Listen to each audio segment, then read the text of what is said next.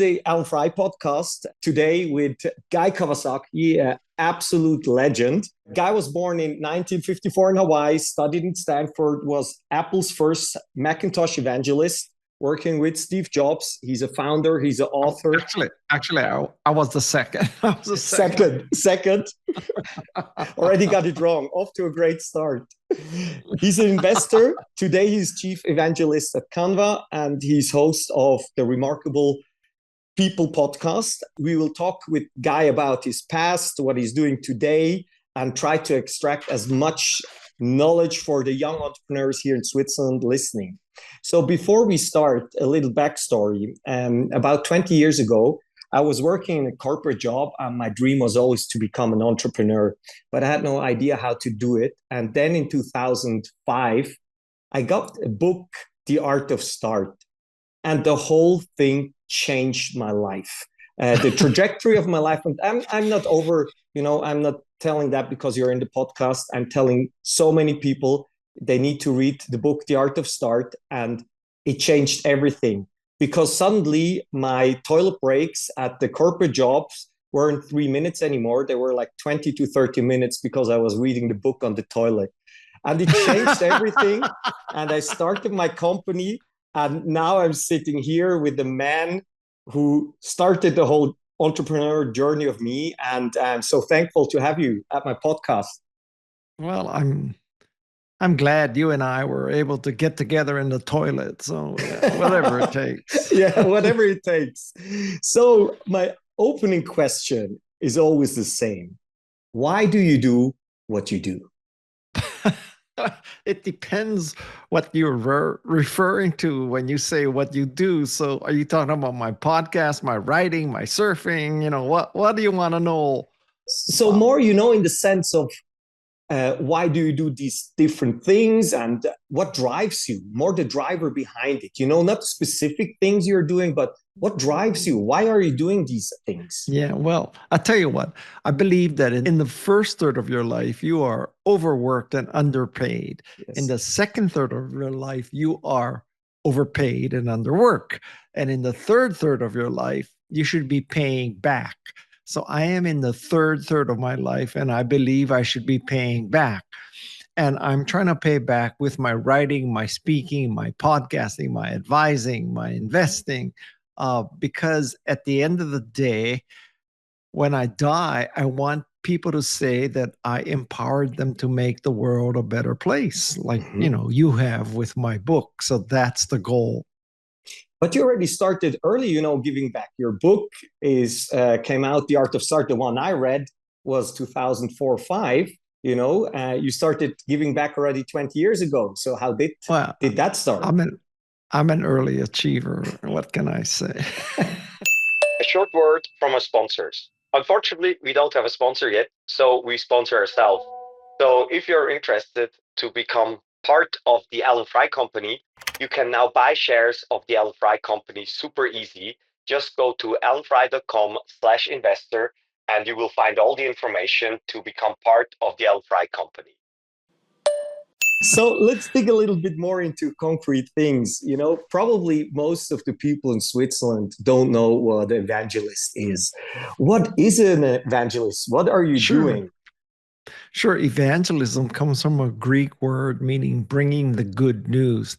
So what I've done in my career is I've brought the good news. I've brought the good news of Macintosh, how it made people more creative and productive. I brought the good news of Canva, how it made you into a better communicator because it democratized design. So what an evangelist does is bring the good news of his or her product. How did you get into it? Thinking back, you were at Stanford and Macintosh and Apple was already an established company at that time, not as today, but how did you get into it? When you say, how do I get into it? You mean evangelism or yes, into evangelism? Both maybe. Well, I got this job at Apple because of nepotism, because my college roommate hired me. And basically the job was to be a software evangelist. And when I started at Apple, I didn't know what evangelism was either. So then I learned about evangelism and, we were taking the good news to developers to write Macintosh software. So Yeah, everything I learned about evangelism started with Apple. So how did that work? Were you like, going from conference to conference and telling people you should use the software Well, it wasn't back then. This is before the Macintosh was released. So we did, demos and presentations, but under non-disclosure because we didn't want the details of Macintosh leaked. So everybody had to sign a confidentiality agreement. And we would go and show them Macintosh and show them the kind of software they would write and why software and Macintosh was good news for people. And was it easy at that time, or was it like an uphill battle? Or was it like everybody was like, yes, sure. You know what?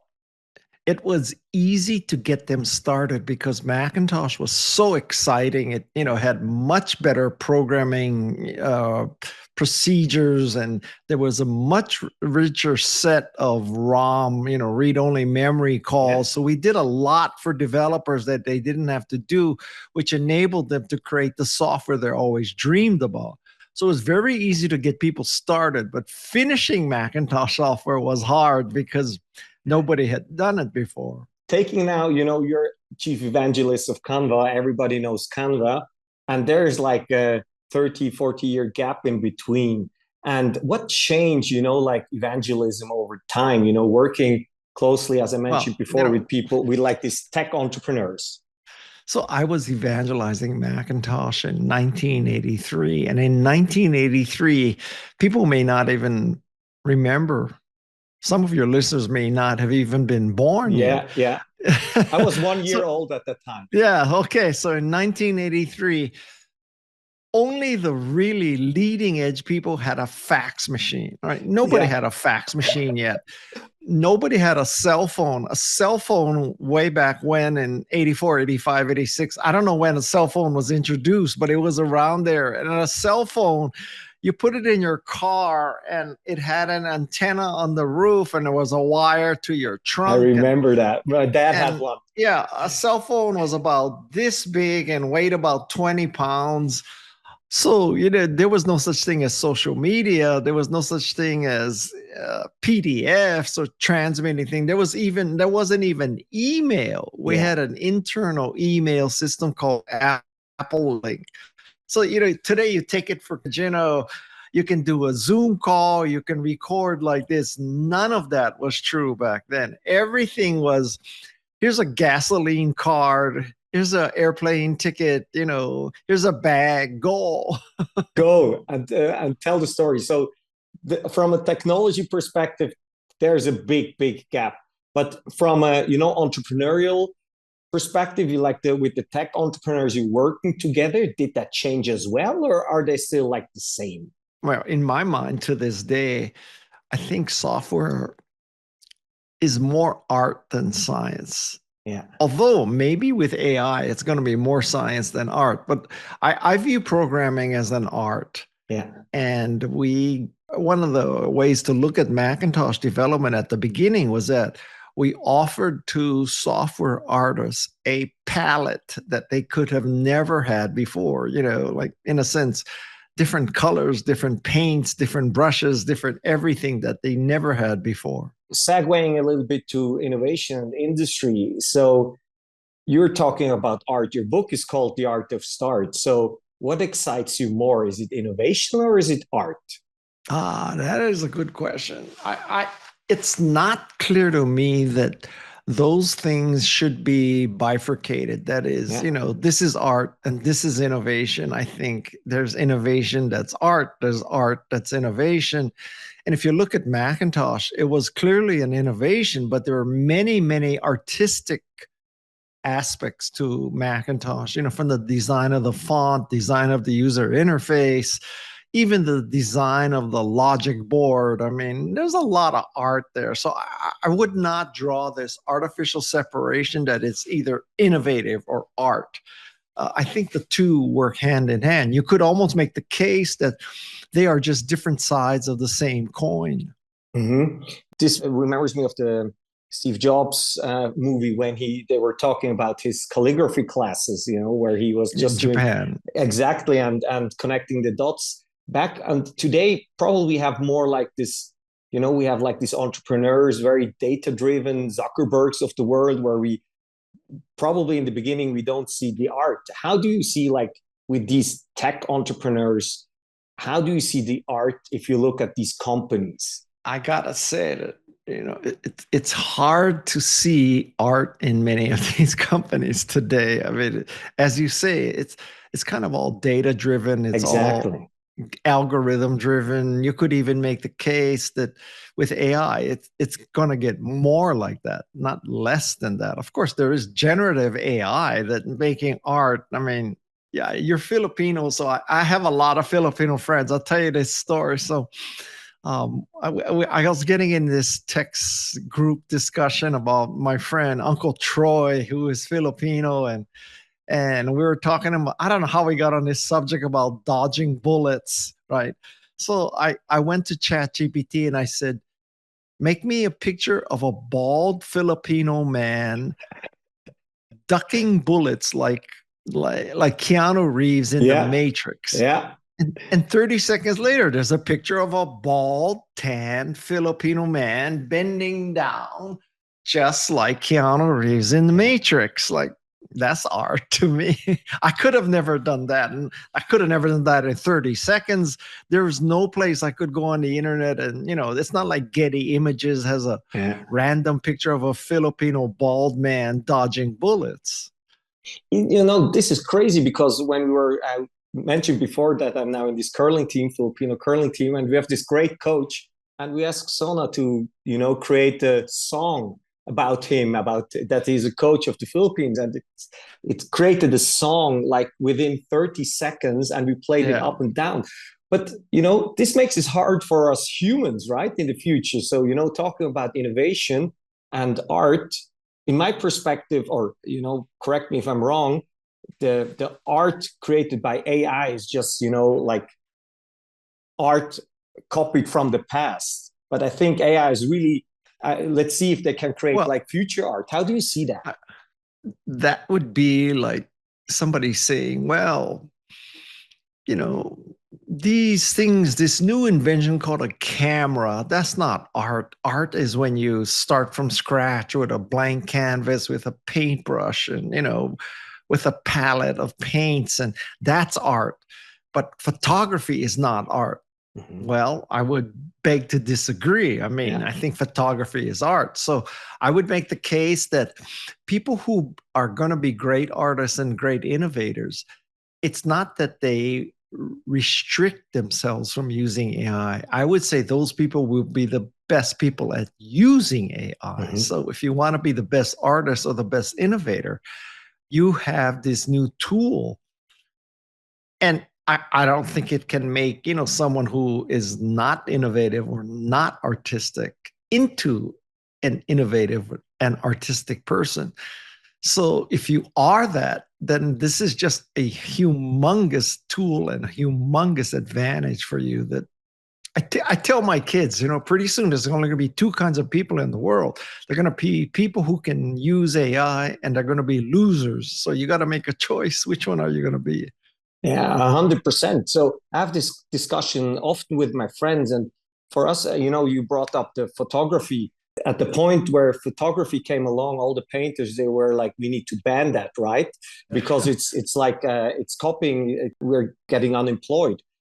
But my AI friends who are deep in AI, they always try to convince me that, this time it's different. And probably you heard this 100,000 times. And they're like, the difference, Alan, is that this time these AIs are learning by themselves, and they don't need human input anymore, which as photography still kind of used human input. How do you see that, on a philosophical level? Is that because the AI can learn about, learn themselves? Well, listen, I don't consider myself a philosophical person. I am a tactical person, okay? Yeah. And as a tactical person, if I'm competing with somebody and that person has a better tool, I'm at a disadvantage. So we could have this philosophical discussion that, I should not use AI to help me write a book. I should not use AI to help me make art. But all the competition is, and they're cleaning my clock. I mean, you got to use your tools. I don't have any. I tell you something, as a writer, I use AI almost every day. Yeah. And in fact, there's a extension for Chrome that is a Chat GPT extension. So you can make it so that when you type a question or a search in the search area, it automatically goes to Chat GPT and you get an answer from Chat GPT, as opposed to the old world where you got hundreds of thousands of links, right? So to use a simple example, let's say that you wanted to learn how to make lumpia. Okay. Yeah. So in the old days, you go to Google and you say, how do I make lumpia? And you get 250,000 links, right? Yeah. And it's like, you get it from Martha Stewart, you get it from, Real Cookbook, you get blah, blah, blah, 250,000 links and YouTube videos of how to make lumpia. Now, if you went to my Chrome browser and you said, how do I make lumpia? There would be an answer that ChatGPT generated for you. It's not going to give you 250,000 links. It's going to give you one answer. Yeah. And that's what I want. Yeah. And, preparing for the podcast, obviously, I was having a chat with ChatGPT asking, what should I ask? What should I prepare? And maybe it's, similar. There was this famous saying that if there are two people running away from a lion, you don't need to be faster than the lion. You just need to be faster than the other person. So probably AI is the lion, and you just need to be faster than the other person not using AI, right? Well, you could make the case that AI is going to make everybody faster. Yeah. So you could make the case, as I would, as an optimist, I would make the case that, everybody can use AI. Everybody can get faster. So now the competition is going to be much harder. Yeah. And I think when the competition is harder, then the results get better. Yeah. They don't get worse. They get better. Yeah. And it's a net benefit for all of us, right? Yeah. I mean, in a sense, if you look at something like, I don't know, Formula One racing. So Formula One racing, when people figure out, this is a better way to build a fast car, and everybody starts doing that, well, everybody goes faster, right? And then, well, you might get killed faster, but everybody goes faster, and it increases the competition and it makes it better in my mind. 100%. Because I always ask my friends, I want to ask you this as well. What's the percentage today you use Google search and you use ChatGPT, just from a search perspective? What is it? I love this question. Okay, so I already told you that I have this Chrome extension that makes my search bar a ChatGPT search, right? But there are times where I'm not looking for an AI answer. I'm looking for the traditional Google answer, right? Which will that be? Well, I mean, stuff like Filipino restaurants near me. You don't go to ChatGPT and ask, what are the Filipino restaurants near me? You actually want the Google old style answer. Yeah. So what I have done is my Chrome extension makes my default search a ChatGPT search. But when I click on the home icon, it takes me to Google. So you have like best of both worlds, right? Yeah, so I have the best of both worlds now. You asked me for the ratio, and I would say that the ratio is about 90% ChatGPT, 10% Google. I hardly ever use Google anymore for traditional search. And just because you're an Apple guy, how often do you use Siri? Is it like 0%? Siri to do a search? Yes, or to do just anything besides setting a timer? Never. Even with Apple Intelligence now? I don't know about you, but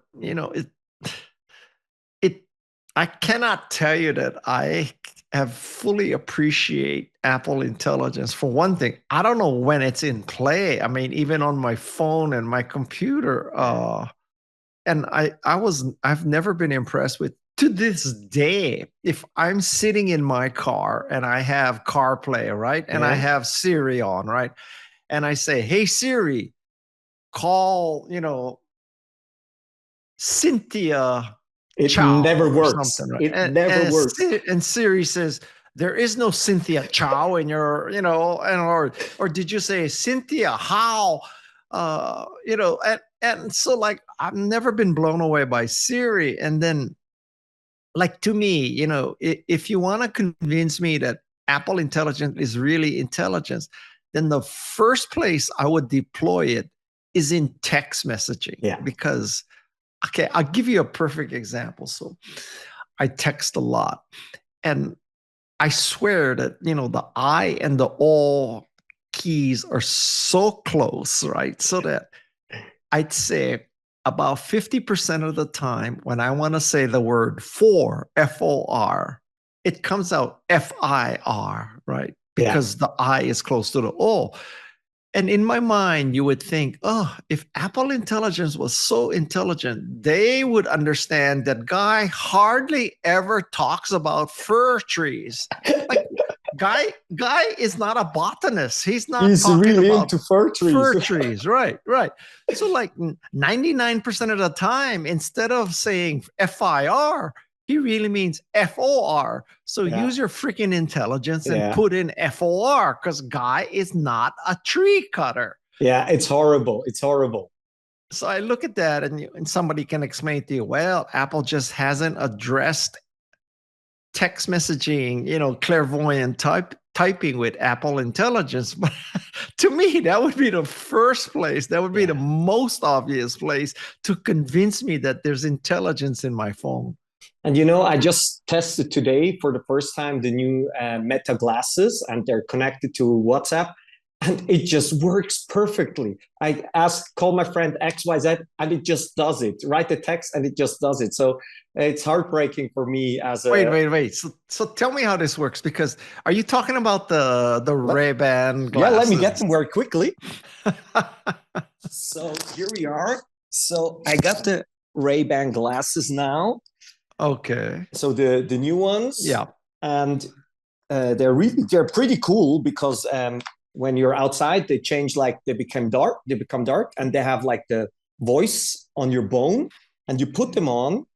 You have the camera setting, everything, and it's connected to your Instagram. It's connected to your WhatsApp, and you can talk to it. And it's asking me questions right now, so I need to take it off right now. And it really works perfectly. It understands everything and just goes around Apple, which is mind-blowing for me. I'll tell you a funny story about that glasses. So I have a pair of Wayfarers. Yeah. I bought them about November. Yeah. Okay, I bought them in November. I have not opened the box yet. And I tell you why, because I am so disgusted with Mark Zuckerberg and his, just his political stance, and just like some of the stuff he does. Like, did you see that video where for, I think, Veterans Day or Memorial Day, they showed a video of him with a flag on top of an e-foil, and the music was Born in the USA, and Mark Zuckerberg was on this e-foil with this American flag. And I looked at that and I said, Guy, do you really want to support Meta? I am hardly active on Instagram anymore. I use WhatsApp because I can't get my family all on Signal. I never check Facebook. I hardly use Threads.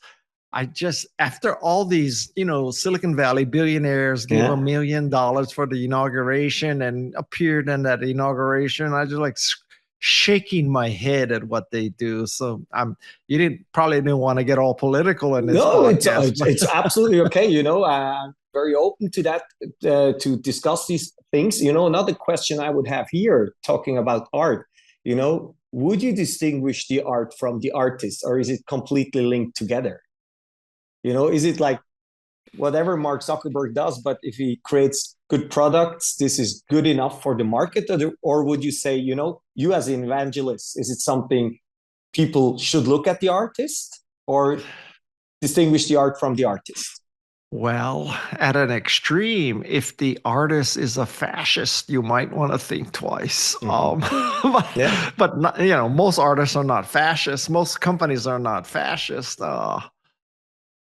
But I got to tell you, I mean, in one sense, I have kind of made a decision because I have a brand new unopened Wayfarer box in my house. And every day I look at that, I say, and I hear stories like yours. It sounds really cool and all that. But then I would just be adding to that guy's success, and I just the problem is you bought it already, right? You gave him already the money. That's I know. I mean, I bought it already. I mean, I could make the case I should give it to somebody else so that, I mean, in a sense, I will not buy a Tesla.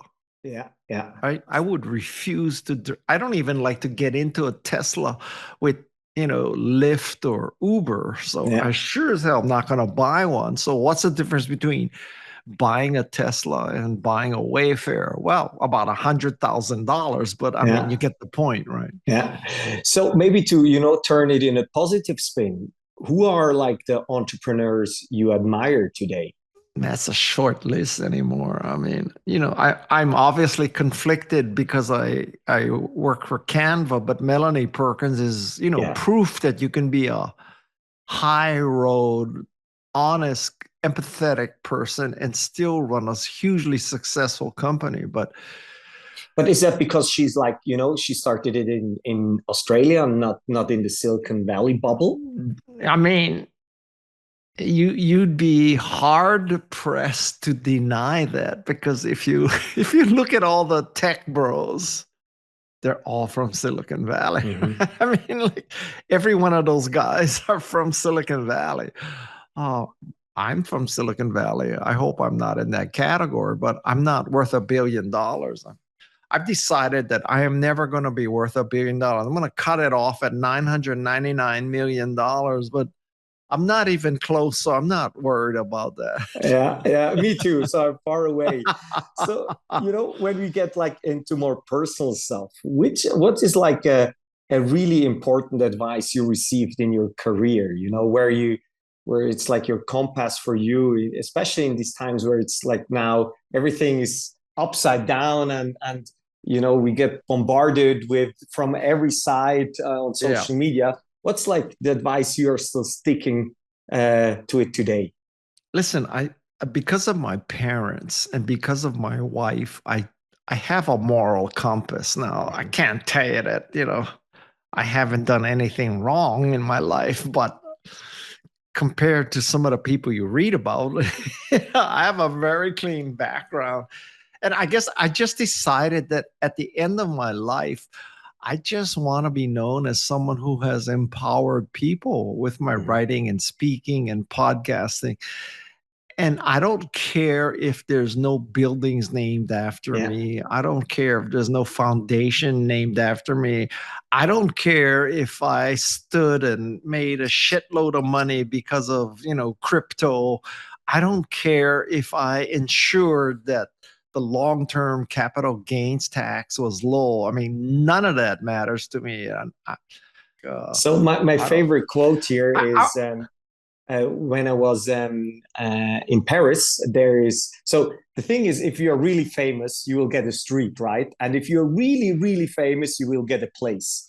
And there's in Paris, they're one of the most famous place with the beautiful buildings, and the shop is called Place Vendôme.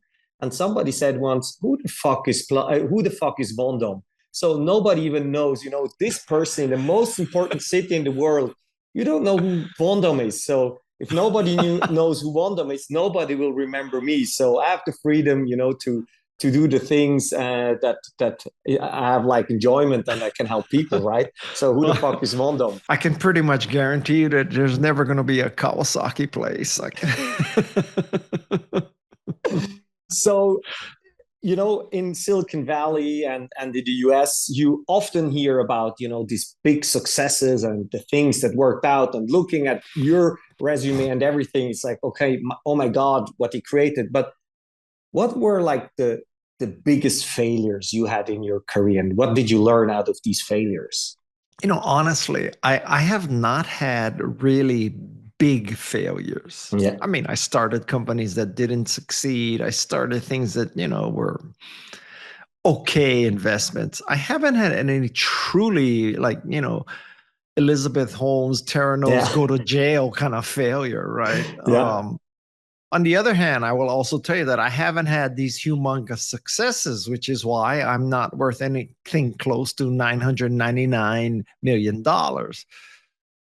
I've had a wonderful life. I've worked for Apple, I've worked for Google, I've been on the Wikipedia board of trustees. I'm Canva.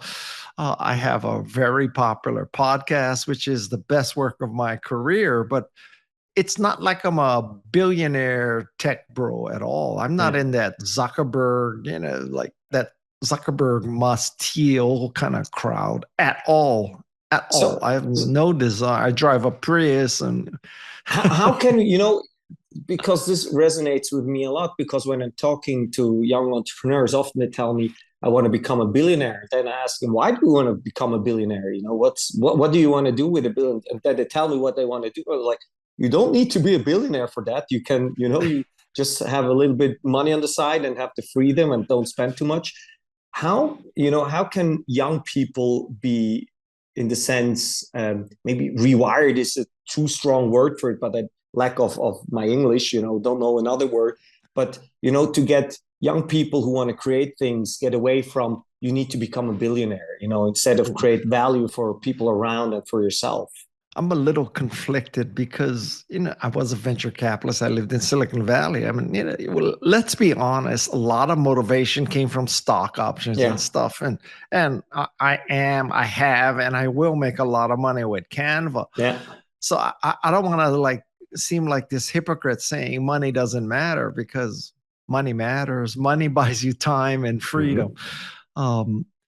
But at some point, you say to yourself, I have more money than God. I have more money than I can ever spend. At this point, let's put money accumulation by the side, and now let's make the world a better place. And it's not clear to me that these tech bros are motivated by trying to make the world a better place. That's a hard argument for me to swallow, looking at what they're doing. So what do you believe is their motivation? What is their motivation? Yeah, because probably, if I would probably talk with them, they would tell me, yes, that's what they do. How do you see it? Well, I can tell you, it ain't making the world a better place. I think they just want to be the richest person in the world. I don't know why. I mean, And is that something different? You've been in Silicon Valley for a long time. Did that change over time? Was it like a graduate thing that changed? Or was it, if you're 100% honest, it was always the case, but maybe it wasn't made on that scale? Listen, I don't ever remember it being like this. I don't, if you looked at my heroes growing up, were like Hewlett and Packard, right? Yeah. And and the founders of Intel, Gordon Moore, and all those people.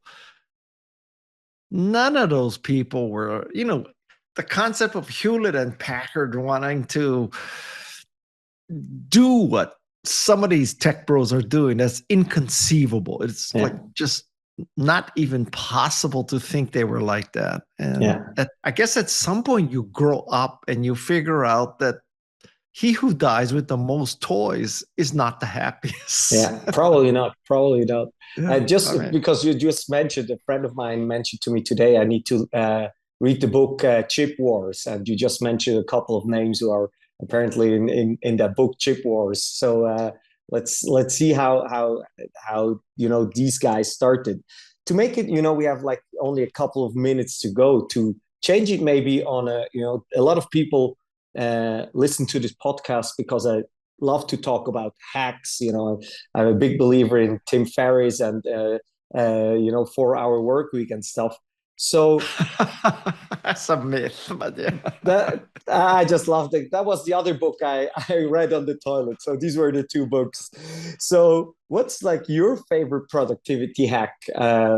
Which you're using right now? My favorite productivity hack. I don't know if you knew this, but I am deaf. Yeah.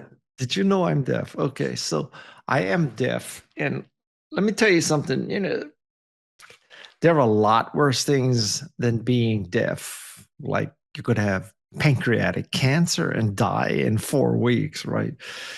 So one of the things that have absolutely changed my life since I became deaf about 4 or 5 years ago is a cochlear implant. A cochlear implant has taken me from being deaf to just having really lousy hearing. And a cochlear implant, and there's this special kind of microphone that looks like this. It's called a Phonak, Phonak. I think it's a Swiss company, Phonak. It is. Yeah. Do you know people there?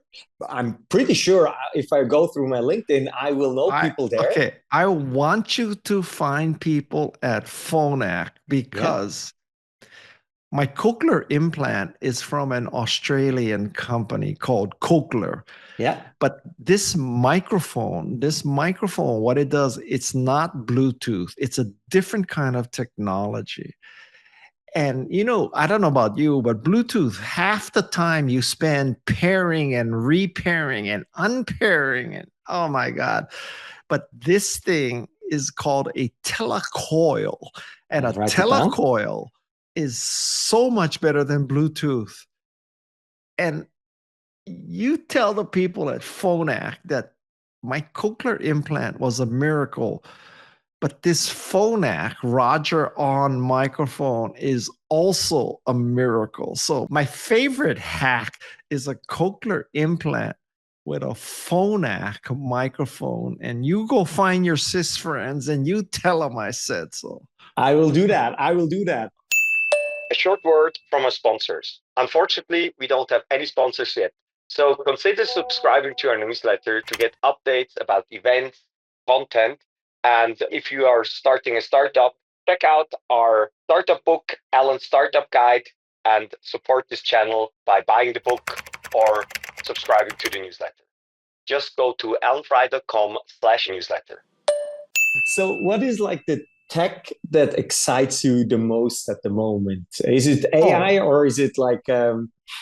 It's by far AI. AI is the biggest deal that I have ever encountered in my career. And, there's a lot of people who say that AI is dangerous, AI is bad, AI has hallucinations, AI could cause the end of the world. My answer to that is, so could fascists. So I give you a theoretical question. So let's take it as a given that there are nuclear weapons in the world. Right. Mm-hmm.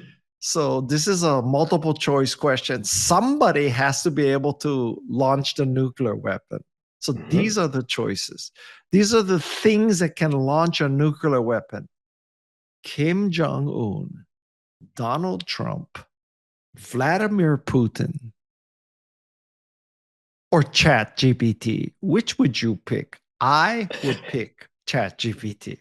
Yeah, I completely understand that. It's very similar with autonomous driving. I would always go for autonomous driving instead of me driving. I don't know if I would go FSD into Tesla, but yeah. But my driving is way worse than any autonomous driving in the world. So, so what is like the favorite app you're using at the moment, besides Canva, obviously? Boy, I got to tell you that I don't have any like earth-shattering news there because I spend my life in email. Yeah.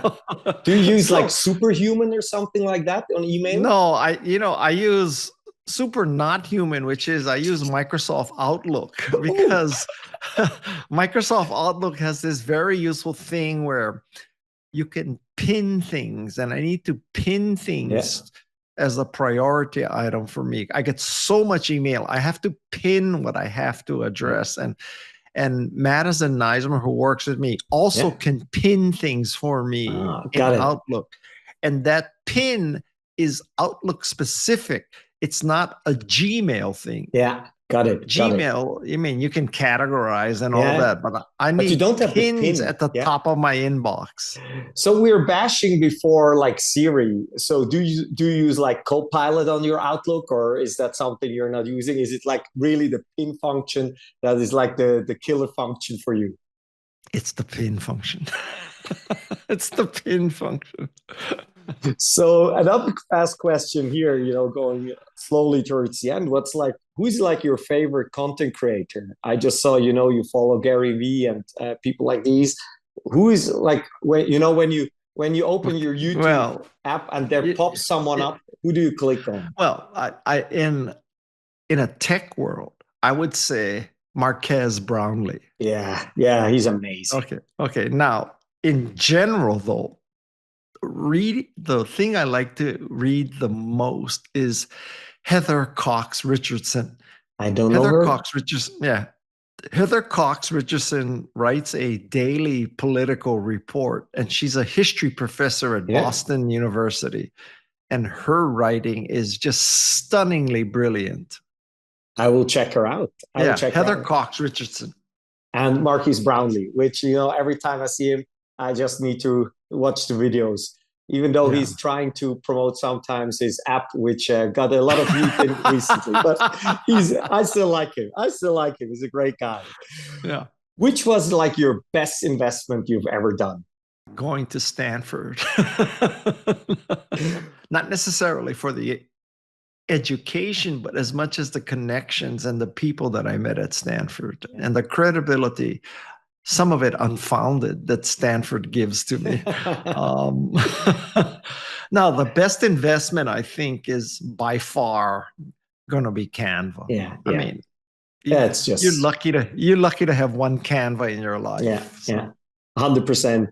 As an investor, many investors have their war stories, which companies they had on their table and missed. Do you have one as well? A company. Wow. I mean, first of all, I quit Apple twice. I turned down Steve Jobs for a third job. So, in a sense, three times I left Apple. So that's kind of a blunder. I was called by Michael Moritz of Sequoia Capital to interview for the first CEO position of Yahoo. I turned that down because I didn't want to drive so far. And I figured that if I had taken the interview and I probably would have gotten the job, I probably would have made $2 or $3 billion at Yahoo. So, but then if I had made $2 or $3 billion at Yahoo, I might be one of these tech bro assholes today. So maybe I dodged a bullet there. Which book impacted you the most and why? About 10 minutes ago, you said we're coming to an end and I have a last question. And that was 10 questions ago. That's my trick. We have this is really the last one. I understand that's a trick, but I just want you to know that I caught your trick. I'm not. You did. So the book that has impacted my life the most is a book called If You Want to Write by Brenda Hewland. And it is for anybody, not just writers, it's for anybody who wants to do creative, artistic things. The second most powerful book is probably Influence by Bob Cialdini. Yeah. He's the godfather of influence. And a third book would be the Mindset book by Carol Dweck. I haven't read the three of them. I will do that. And now, really promise. I'll give you a fourth book. The fourth book is Grit. It's Grit by Angela Duckworth. Grit by Angela Duckworth. Okay. And The Art of Start by Guy Kawasaki is my recommendation to young entrepreneurs. What would you say to young entrepreneurs listening as final remark, when they are 20 years old, they want to start their company and, just at the very beginning, what would you tell them?